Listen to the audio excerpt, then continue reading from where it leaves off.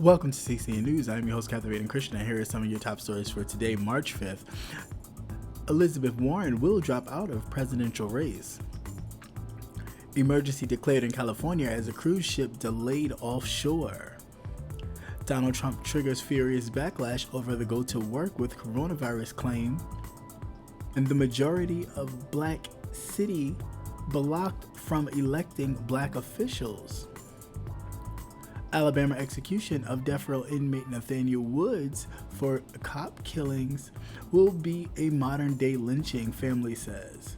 And finally, Olive Garden customer reportedly refused service from a black server and the manager complied. Let's get to the news. Elizabeth Warren has decided to drop out of the presidential race after failing in her attempts to bridge the Democratic Party's left and right flanks behind the progressive policy agenda. A source familiar with her decision says that she will make the announcement later Thursday. It was unclear whether she will endorse either the two remaining candidates, former Vice President Joe Biden or Senator Bernie Sanders of Vermont. She spoke to both in separate phone calls on Wednesday.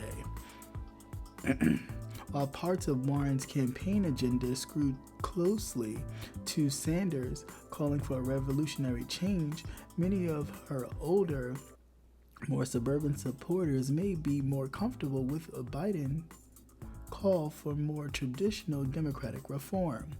So the political impact on the campaign may be muted.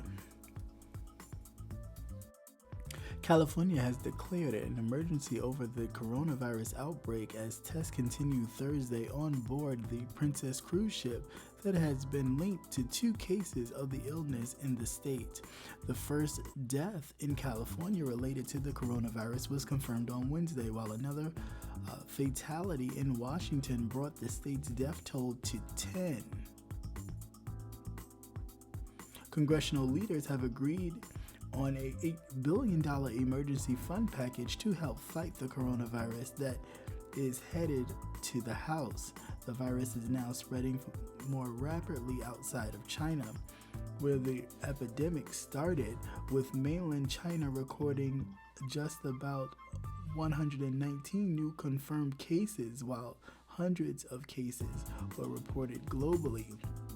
South Korea alone recorded an additional 516 cases of the coronavirus as of Wednesday, bringing the total to 5,328 confirmed cases, the largest outbreak outside of mainland China. And Twitter users took President Donald Trump to task after suggesting in a rambling interview that it would be okay if people infected with the coronavirus ignored official advice to isolate and went to work instead.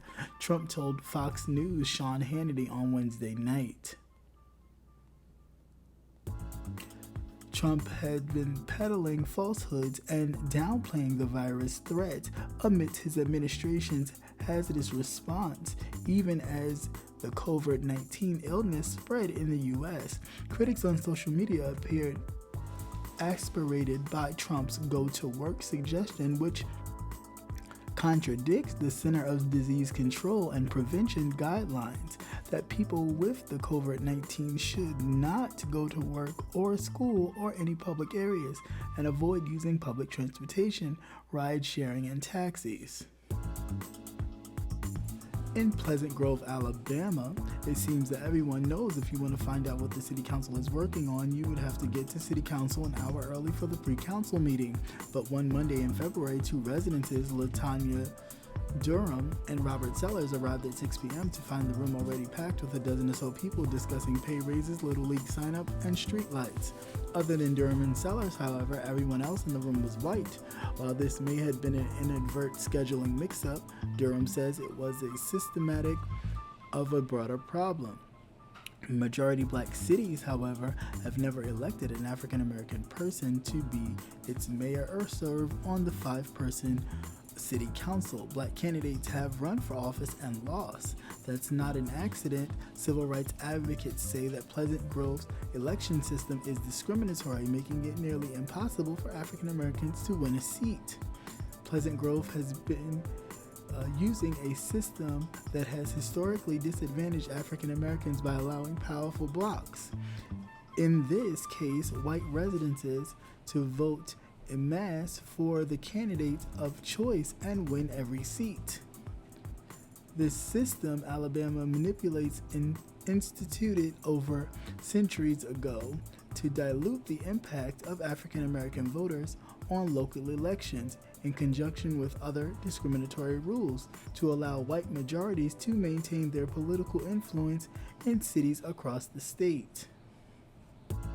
Nathaniel Woods didn't pull the trigger and shot dead 3 police officers in Birmingham, Alabama on June 17th of 2004, but the 44-year-old is set to be executed by lethal injection for killing of Carlos Owens, Harley Chisholm III, and Charles Burnett, the Alabama Folsom Prison at 6 p.m. on Thursday. That because Woods was charged as an accomplice, which under Alabama law is punishable by death. If it goes ahead, he will be the first execution carried out by the state this year. Prosecutors say that Woods' hatred for the police helped set an ambush for the officers as they tried to serve a misdemeanor warrant to Woods at a drug house in Elmsley neighborhood of Birmingham, where he and his friend Kerry Spencer sold crack cocaine. Spencer confessed to gunning down 3 officers in the deadliest day in Birmingham Police Department history, but he maintained that he had done it in an act of self-defense, a knee-jerking reaction when he saw Chisholm pointing a gun at him. Another officer, Charles Collins, survived, but Woods' defenders say he is innocent. He never fired a weapon, and there was no plot to kill officers that day. Manager of an Evansville, Indiana Olive Garden accused of racial discrimination no longer works for the restaurant, according to a statement from the company.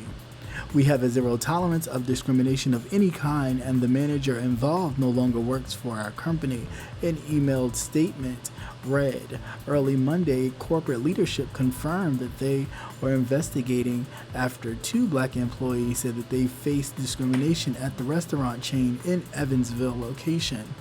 During the Saturday night dinner rush, a female customer seated with a black server reportedly requested a white server instead, a demand which the managers reportedly acquiesced. Olive Garden host Amira Donahue, who is black, said that the woman also went to her manager twice to complain about her performance, calling her rude and disrespectful. At one point, Donahue said the woman yelled at her in the middle of the busy restaurant.